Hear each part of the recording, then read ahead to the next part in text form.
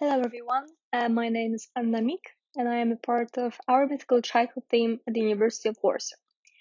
In this presentation, I invite you to take a closer look at the work by Jan Bajtlik, Greek Myths and Mazes, published in Poland in 2018, translated to English in 2019.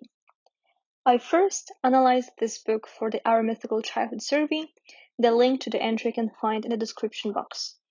Then I had another look at it when, during the unfolding pandemic, I decided to write a blog post for Elizabeth Hale's Antiquity Odyssey, for which a link you can also find down below. At that time, I focused mainly on the relationship between myth and labyrinth and how it can help us survive hard times. In this presentation, I will focus on analyzing maze and nature with a particular focus on a myth that is very important to me, the Odyssey passage about Circe. Jan Bajtlik has proved to be a great artist and author of children's literature. He's probably most famous for Alpha Doodler, a book for children with, accordingly to the title, doodles of the alphabet. He has also collaborated with the clothing company Hermès, which is now allegedly his most significant accomplishment. Today I will discuss his other recent success. Greek myths and mazes can be classified as various types of children's literature. On the one hand, it is a retelling of Greek myths for children. On the other, it is an activity book. Each board concerns a different event known from classical mythology. Each of them is designed in the form of labyrinth, which the reader can go through. The exit from one leads to the other story on the next page. By following the line, children can learn about a particular myth. However, it is atypical learning. The labyrinth can lead the reader to a dead end, and the story can become tangled in a non-chronological order. Luckily or not, there is an explanation at the end of the collection, developing the stories told mainly in pictures. As mentioned, the book consists of various mythical stories, including the myth of the Minotaur, ancient bestiary, or the search of the Golden Fleece. However, today I will discuss only one maze, titled Odysseus' Journey Part 3, for which the board of is Aiaia, Circe's kingdom. The labyrinth is designed within the island, inhabited by various creatures. We see white lions, panthers, deer, or rabbits, but also sirens, sea snakes, and other mythical monsters. Nature on Aiaia is presented as a fantastic and highly diverse formation, eluding scientific definitions. In comparison to other mazes, Circe is very green and seemingly full of life. The vital power of the island is highlighted by Bajtlik thanks to volcanoes surrounding Aiaia, which is already depicted as a vibrant place. The fact that it is also a labyrinth expands its meaning with many symbolic layers, some of which I will mention in the presentation. The author partly describes the story of Odysseus and Circe in short texts. The reader can follow the inscriptions thanks to the numbers, but from my point of view, it's only part of the fun. I've attempted to get through the maze myself in order to see how the story will develop if I start playing with it. Walking through the labyrinth seemed like getting through a thick jungle. On my way, I've encountered wild animals and weird plants, which made the journey even more exciting. I've also discovered that there are actually 3 possible paths to take and get to the end. And that stands for at least 3 possible versions of the myth, which clearly reflect the character of genre, the myth itself. Some of the pictures may seem somewhat too brutal for children. For example, we see lions eating sailors, who at this point were turned into pigs. Nevertheless, besides that, the illustrations are intriguing and rich in various elements. Just by looking at them, a reader can come up with their own stories. Actually, getting through a labyrinth potentially encourages a reader to focus her or his attention on the details, making the reading adventure more amusing. As someone who studied monsters relatively recently, I've paid close attention to depiction of every living creature I could.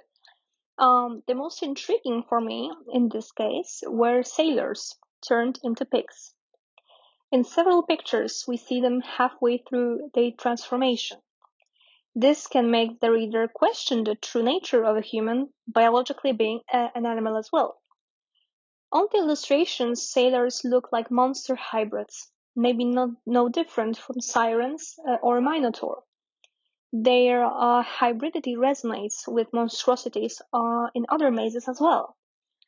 In this way, Bajtlik poses a question: who is human and who is a monster?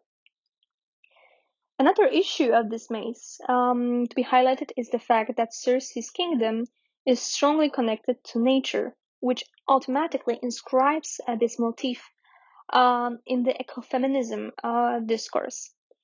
The goddess is almost in every illustration depicting Odysseus' story. In the center of the labyrinth and the center of the island is her palace, hidden in the bush, just like in Homer's Odyssey. This is above all a woman's kingdom. She has the power over the island and its inhabitants and visitors, or at least that is the general assumption. Thus, the maze might be seen as a womanhood complexity.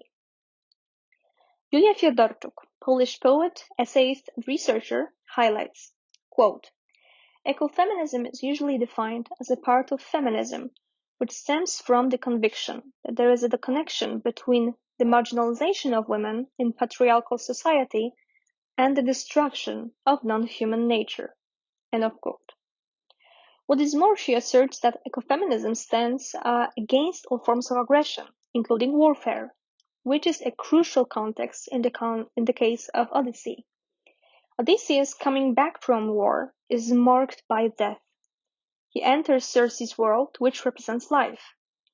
And these contrasts are visible on Bajtlik's illustrations, especially when comparing them to the maze with the Trojan War's final stage. The contrast between Odysseus and Circe goes further. If we recall the tradition of assigning the mind to men and nature to women.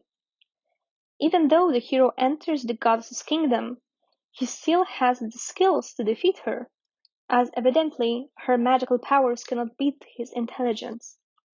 In this light of this clash of gender powers, the maze as such is an exciting concept. On the one hand, the maze might be interpreted as a trap settled for men. In Odyssey, Homer describes Circe as a wicked witch who only awaits men's doom. Here, the confusion might come not from the Circe's potions or charms, but from the labyrinth misleading paths, which might lead to a hungry monster instead of the safe escape.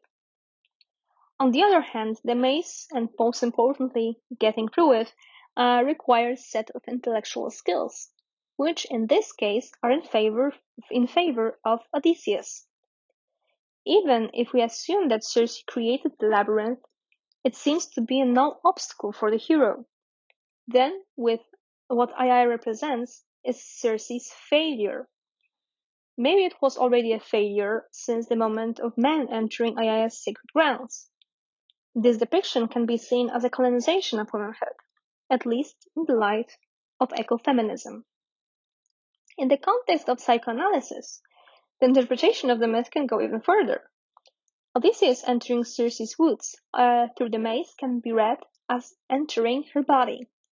It would also highlight the man-woman, culture-nature oppositions, recalled by Fiodorczuk. A man desecrates the land of the feminine, disrupts its natural order. In this light, the labyrinth itself can be read not as a web created by Circe, but as a havoc caused by a hero seeking a way out of an unfriendly island. Nonetheless, the maze is a dangerous construction and a weapon used against the opposite gender in both cases. Bajtlik's Greek Myths and Mazes is not an informational book. However, as Nicola von Merwelz claims, it is actually hard to determine what this genre should represent. She makes a crucial point, quote, "Still true to the Enlightenment motto, instruction and delight, informational books distinguish themselves from textbooks and scholarly books by the desire to amuse, entertain, and inspire their readers. They popularize knowledge to make it accessible." End of quote. This brings us back to the function of mythology today. Are myths for children has more of an informative or historical value, or should they be perceived rather as a fictional stories for children?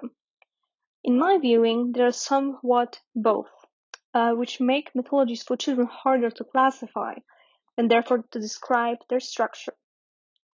Von Merwelz proposes yet another solution in such cases, as she underlines the hybridization of forms and sees it as a great potential of informational books.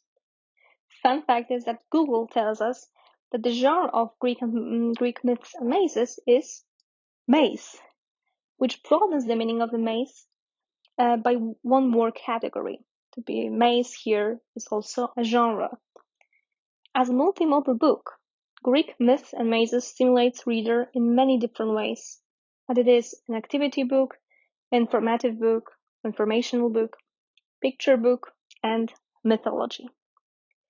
The question I would like to leave you with is this: is a myth a natural construction? As I showed in the presentation, it can be interpreted in many ways. On the one hand, it is a logical puzzle. On the other, an intriguing adventure through the unknown. The labyrinth can be reduced to existential symbolism, also related to the child, an intended reader of the Greek myths and mazes. Thus, I encourage you to take up the challenge of exploring the nature of the labyrinth, the myth, the feminine, the wild. Perhaps an accidental turn will be the one that points to the desired exit.